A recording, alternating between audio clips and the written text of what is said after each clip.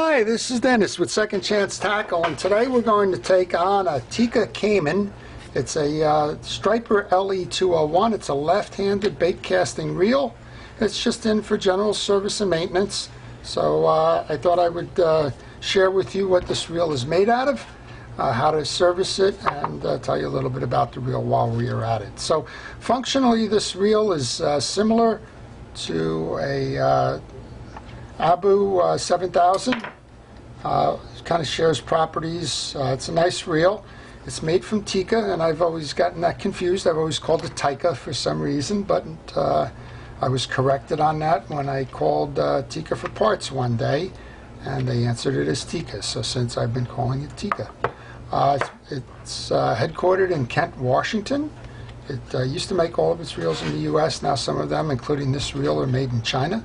And we'll take this thing apart and show you how to do the maintenance on it. So the first thing you noticed was it has a single screw take-apart system. It also tells you where the lock and the open set are on this to make that easier for you. It's a nice metal casing on the reel, and the rest of it is kind of standard bait caster. So we're going to take the spool out. Going to try and service the idler gear on the inside of this. What you notice is there's no screws on the back. The screws are actually inside the case here, and you can either use a micro screwdriver or you can use a screwdriver with a very fine tip on it to release those screws. Now, one of the tricks that I've learned with this particular reel is, unless you have very small hands, try to leave the screws in the case like I'm doing here. I've got this kind of, the case is up maybe at a 90-degree angle almost, and I'm going to try and leave those in there because they are difficult for me to reset without using tweezers and things like that, because my hands just simply don't get into that tight space. So I can probably use the micro here. So I hope that you can generally feel the case loosening by you'll see the separation start in the back. We'll take that off, and all that's on the inside of this reel is, I'm going to put my fingers over those screws so we don't lose them. Here's your two screws. All you have is an idler gear. This reel is pretty clean. So this idler gear is driven off the back end of the spool, that little gear section there. The bigger gear section is for the clicker, which is on the back assembly here, and there's a bearing on that, so we'll make sure that we oil the bearing. Also, I'm noticing pieces are missing on this. They have little brake collars on here. There should be 6 of them, only 2 remain, so we're going to have to probably order some of those to make this operate fully. So let's just do a little bit of maintenance on the spool while I have that showing. I'm going to use oil, in this case a Real X oil. You can use pretty much any oil that's designed for fishing reels, but make sure it's a fishing reel oil. I'm going to set that into my parts basket, and as many of you know, and some of you have noticed, I do wear a protective glove on the hand to keep most of those lubricants off. Okay, so that's the back end of this. I just want to check for operation. I want to make sure all the teeth are on that idler gear. They are. I want to make sure it's turning that internal gear that works on the worm, and that it's advancing the line guide. So that's doing that, and that's being driven. You can't see on the other side of this idler gear, and I'm not going to take it off, but there is a smaller gear that interfaces with the worm gear. So I'm just going to give it a couple of rotations just to make sure that the line guide is working. That's fine. This looks like it's got some fairly fresh grease on it, but we can put a little bit of grease on there. You don't need to over grease these. As a matter of fact, if you put too much grease on and it dries out, then you probably got it clogging the teeth and working ineffectively. Okay, a little bit of that goes a long way. Don't over grease the reels. And then what I'm going to do is I'm just going to grab that cover, since that's the only maintenance that needs to be done on this side. I'm going to put that cover back and hopefully not have too much of a trouble with the screws. You can line up the screws with those before you put your cover on. And once you have the screws lined up, you can turn the reel over backwards, and then either use your micro screwdriver or your bigger screwdriver with the fine tip to get them started. Again, I've had trouble in the past with those two little screws, so I find this is the best way to do it, and hopefully you'll find that's the easy way to do it too. The downside on that is if you don't keep your fingers on those screws and they go flying, you're going to have some trouble. Okay, so I've got to order some collar brake collar, grommets, whatever they want to call those things. I'll go ahead and do that, but for the purposes of continuing to maintain this reel, I'm just going to show you the one other item I would do here. Let's put some oil on the worm gear. And again, I oil the worm gears. I do not put grease on them. Grease traps contaminants on the moving parts on that reel. And I prefer the oil, which doesn't hold the sand and the like. While I'm at it, I'm going to pull the pawl cover. We'll put a drop of grease on the pawl, which is the forked piece. You can see the back end of it there. It's the forked piece that rides in the indentations of the worm gear, and it allows that line gear to advance and then flip over and go backwards. Okay, so that's the bottom end of this reel servicing. We're just going to put the spool back in. And as we put the spool back in, there's a burring on this side as well, so I'm going to put a little bit of lube on that. And it's the oil, Real X in this case, but any manufacturer's oil will do. And clean off my screwdriver there, and I'm going to just put a little bit of the blue grease onto the shaft. That's all we need to do, and we can set that into my parts basket so I know where to find that when we go later. Let's move over to the business end of the reel then. So got the handle assembly on. This handle has a little bit of a bend. You can tell that it's bent. That usually happens when a reel like this gets slammed on a boat deck or into a pier, piling. Something usually happens along that way. So what you want to do in a situation like that is, and we'll do it off camera, I'm not going to do it here, this S-bend gets a little bit of bent out of shape from the torsion from that hit. And what you're going to do is I'm going to take this handle off, put it in a vise, and then we're going to just ever so gently just kind of realign this. You can see how the bend has occurred there, but I won't do that as part of this service. Okay, we want to grab a wrench to take that nut off.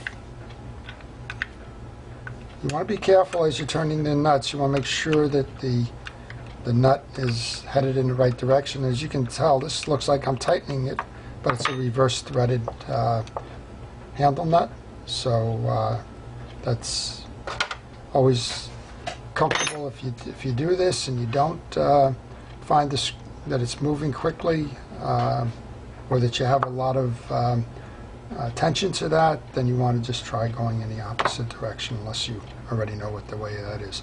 Handle comes off, and here's your assembly with a spring underneath. Notice the orientation that the spring came out. There's a fat side and a thin side. Thin side goes down.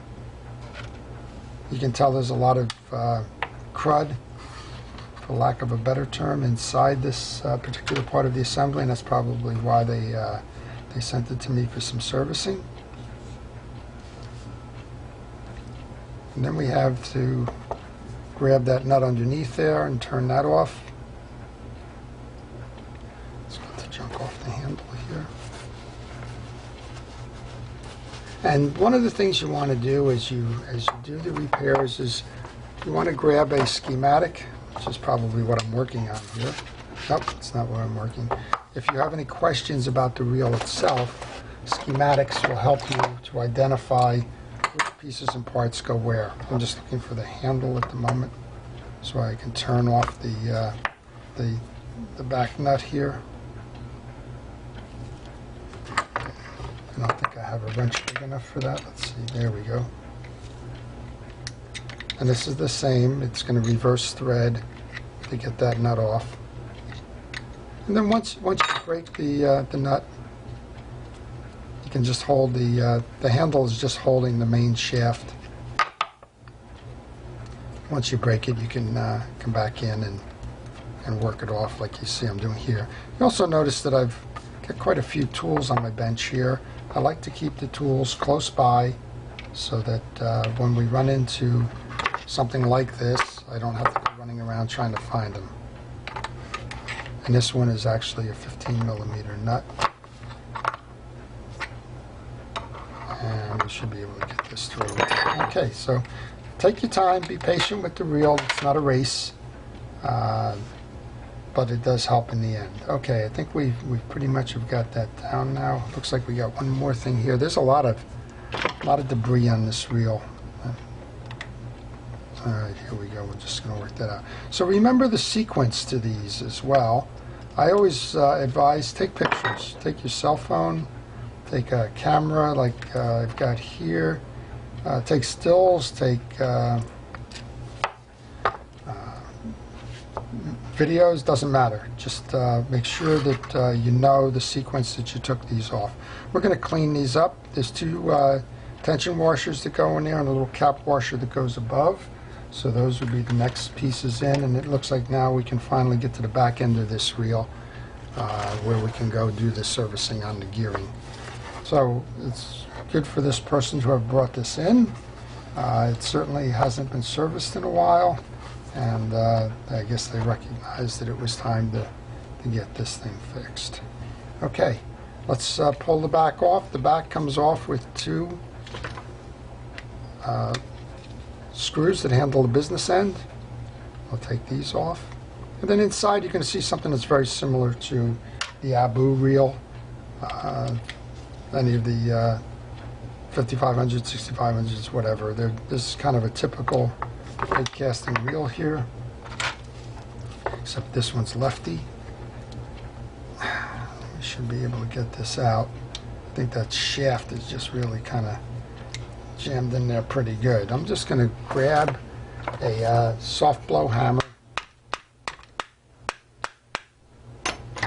Wow, that's really welded in there.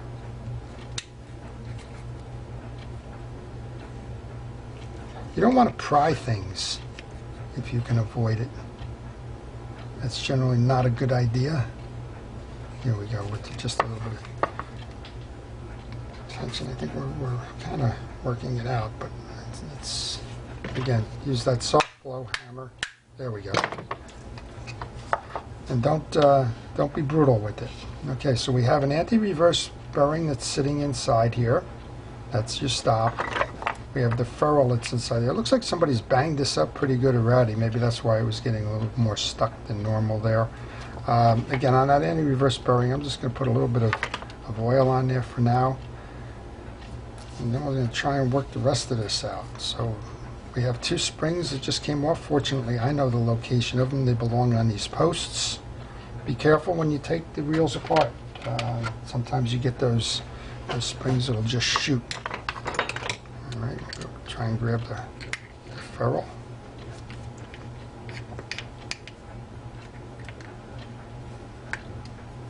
This is a difficult reel because it hasn't been serviced.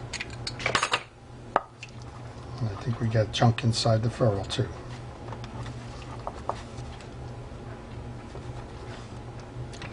So back to the tools, I got all kinds of little things. I got a pick here where we can try and scrape some of the salt and debris off of. And I think the best thing to do here is just pull this main gear from the assembly. I'm going to do that. There's a C-clip on the back end that holds that in, and that's how we remove the C-clip. You can see the C-clip on the assembly, and we can pull the whole assembly off rather than fight this thing.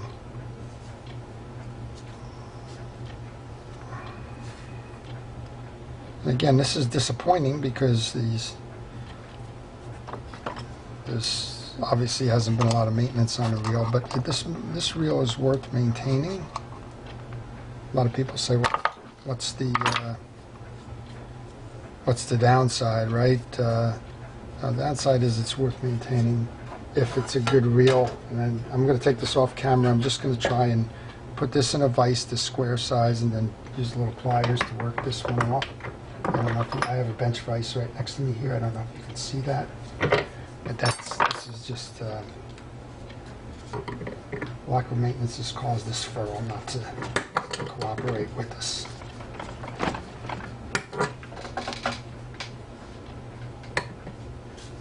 You want to be careful with pliers because the outside of this ferrule is going to be driving the anti-reverse. So you don't want to bugger it up there.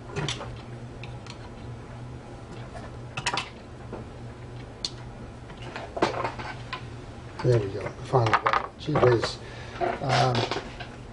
This is how you know I do this stuff live and we don't edit any sequences. This is the kind of problems you're going to face, or you may face as you're doing this, and that's why I like to show this up front. So what I've been doing is over there I've had a little pad that kind of helps keep a piece apart as you're working that piece apart.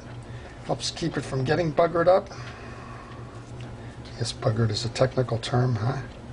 But in this case, this is still being difficult. I probably should have just left it in a vise, but we'll work it through. We always do. So obviously, there you go. We're moving it now. Obviously, this did need the service, and people ask me a lot, what is the proper time for or interval for service? Well, in this case, this one clearly has gotten too long, regardless of what the proper is. But I suggest at the beginning of the season and at the end of the season, if you use the reels a lot, a mid-season servicing would be good. It all depends on usage. If you're using them a lot, then more service is required. Even if it's just a basic mid-season, which is usually just a grease and a re-lube, because the water is going to wear this reel out. It's going to get in there, and when it does, there you go. It's going to be an unpleasant experience if you're not working it. Okay, so we've had a collar here that's a little tough. We can see the junk on it. So I think with that, we want to take a piece of steel wool, try and work that conclusion out of there. And then we should be able to slide off the drag, make sure that that's worked properly. Okay, we're in pretty good shape there. Drag should come off now. There we go. So underneath this, what we have is we have the trip mechanism for the reset of the free spool. We have the little, I think they call it an oscillating gear.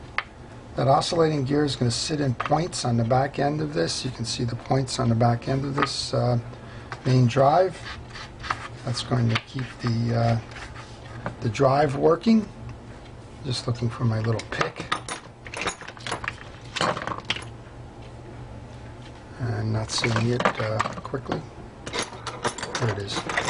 Just want to make sure that those indentations are cleaned, which they are. I want to do my gear inspection. This has got some crud as we would expect.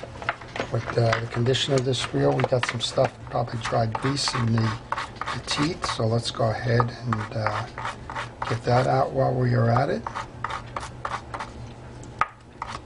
And while I'm doing this, I'm not going to take the click mechanism off, but I am going to just hit it with WD-40 and just kind of let it re-lube while we're doing that. Okay, here's the way our drag washer's set up then. We have the main cap, we have a fabric washer, so we're going to make sure we put a little bit of drag grease on that. Should have a second one behind that. We have a little indentation on this metal washer with a drag washer kind of welded in place here.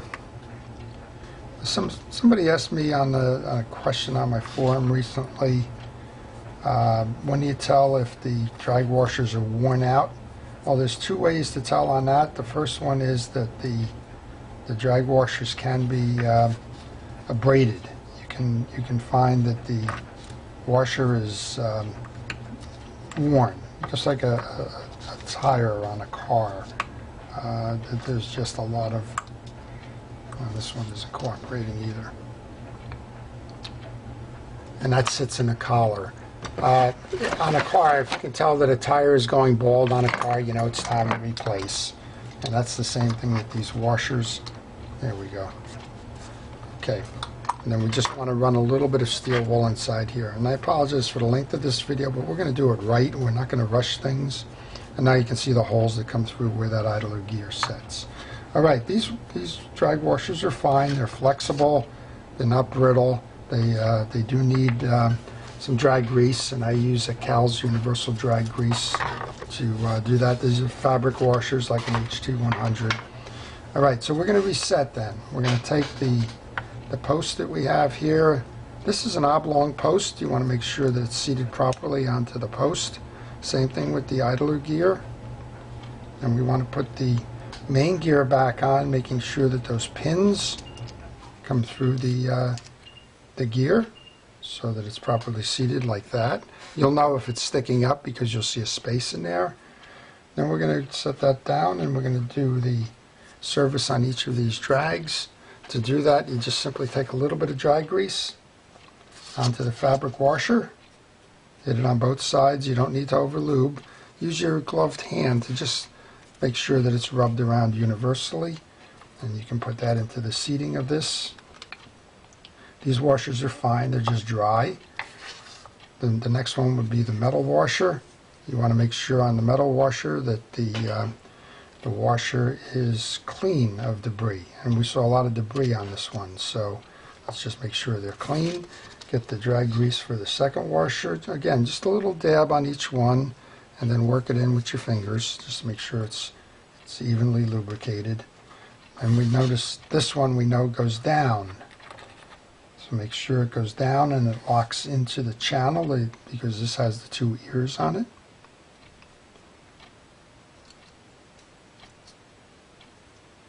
So you want to make sure that's set properly.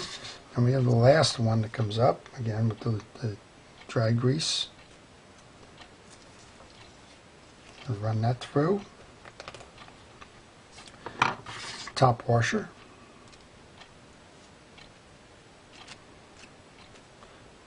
There's a bearing in the case here where the main gear sits, so you want to make sure that bearing gets oil.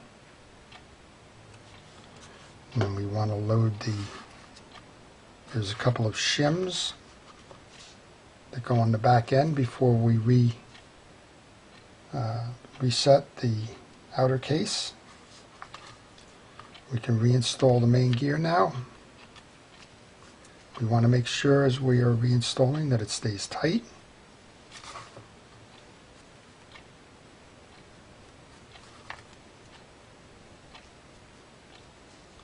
And that the gears intersect. I just pulled the bearing out with that, so we're going to just go back and reset that.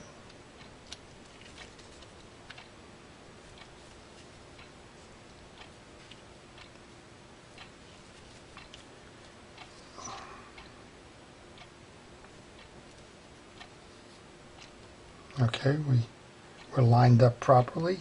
At this point, if you like, you can click down on the throw mechanism and make sure that it trips.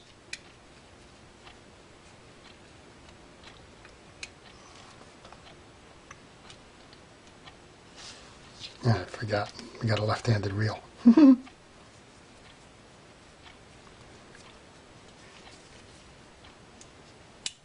There we go. All right, and then we'll come around the back side now. I'm going to go put that C-clip back on. And again, I apologize if this is taking longer than usual, but we want to make sure we've got this one right. And we grab that C-clip.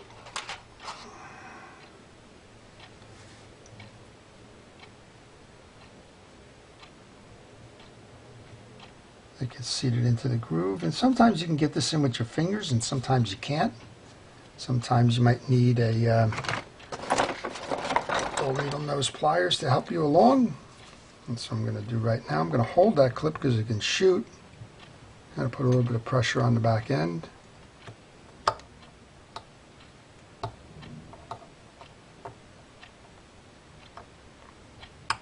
There we go. Now we've got it seated. And again, we just want to make sure that everything is operating properly. All right, now we're ready to just basically put it back together. So the two springs that you didn't see me take off because they were off when we pulled this go on next. Then we can load the case back in. So I'm just put a little bit of blue grease onto that anti-reverse bearing. put some oil on it earlier. Okay, turn that around then.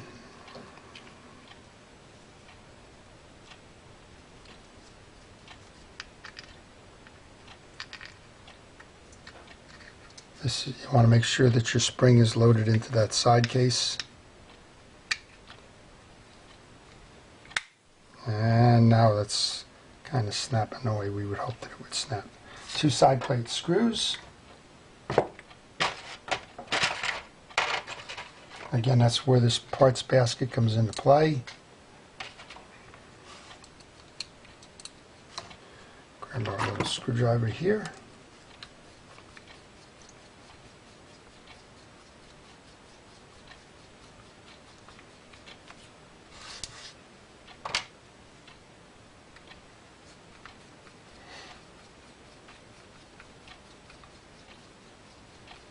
That'll move this along. Here, grab our ferrel then. Nope. Guess it's not going to let me do it that way. Some reels you can put the ferrule in afterwards. This case, it's not going to allow me to do that, so let's go ahead and turn this around, put that back on.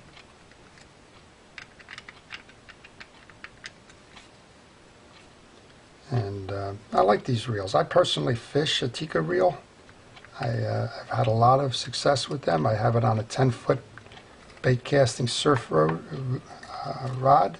I use it inshore, and I've had a lot of luck, and I like them a lot. Mine is in a little bit better condition than this one is, but so be it. Okay, I apologize. We had a little bit of a video outage there. So we're just on the last part of the reassembly then. We've reinstalled the backdrop with the two screws. We've put the tension springs on. We're going to put the cap nut on, or the tensioning nut on. And remember that this is a reverse screw. So when we initially put this on, or took it off, we found out that it's reversed, that it needs to go backwards, as if you were taking it off in order to tighten it, as you can probably see here.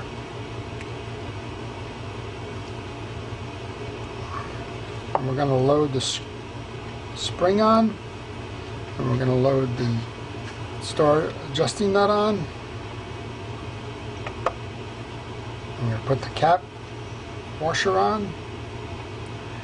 Take the handle. You have to hold the tension onto that.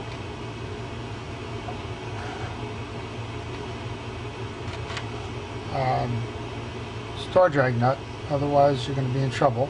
And then this is the same thing. You have to put that nut on by reversing.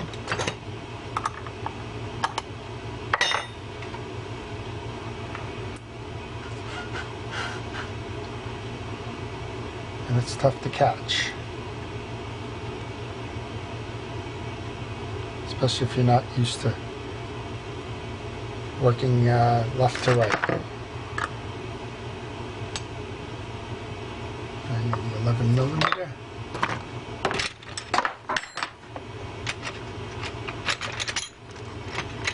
That's my 11.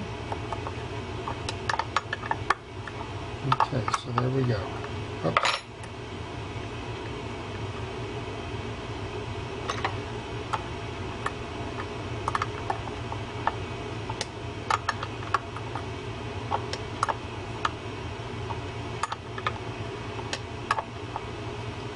Alright, we're all caught up. There we go. Tighten away on that. And we want to make sure on this one now that the the trip screen is down. You can see that little orange tab as we go to load in. And make sure your click button is down as well. Then you want to merge the two.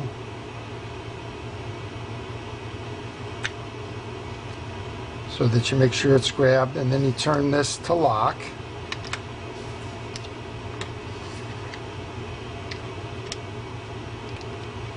This is a finger screw. Tighten it as much as you can by tightening, and then probably grab 1/4 of a turn there just to make sure it's lit. This should flip now when we turn, which it did. You want to just give it a trial, which it is. You want to loosen and make sure that your spool spins. If it doesn't, you want to loosen back on your tensioner. Now we get a nice spin to that. Want to hold it for your drags. Make sure your drag is tight. In this case, it needs to be tightened down, as we kind of knew. There we go. We have a functioning drag now. And what we have is an updated and repaired Caiman from Tica. As I mentioned, this one, it does sit off a little bit. I'm going to put that in a vise in a little while and try and correct the angle here. I'm sure how that got that way is it got slammed into a deck or something. But you don't want to wrench the handle. You want to use the bar that the knob sits on to do the correction. Okay, so I know this took a little while. Not all of these are pretty. Not all of these go smoothly. This is just a day at the desk. And I just want to encourage you to be patient with it, work yourself through these, and if you encounter a problem, don't go for the expedient thing, try and work through that. In that parts basket, interestingly enough, just showed me that I'm missing my little nut cap as well, so I'll just go ahead and put that nut cap in there as well to finish this process out. Okay, so this is Dennis with Second Chance Tackle. I appreciate you watching, and hope to see you as I continue to work on these other reels. And if you have one that you'd like me to work on, if it's available, I will try and do just that for you. If it's not available, I'll put it on my list, and as they come in, I will make a note that that there's a viewer out there who would like to see a particular reel, and we'll go work on it that way. So I know I have quite a list here, and most folks know that the reels that I work on are the ones that come into my shop. I don't have a standing inventory, and I don't have a lot of them that I'm looking for. All right, there you go. Now the handle's back on completely. Left-handed turning reel. Nice reel. Hope that you've enjoyed this. If you liked it, please indicate so. If you want to see more, please contact me and let me know what else you'd like to see. Please subscribe. Thank you.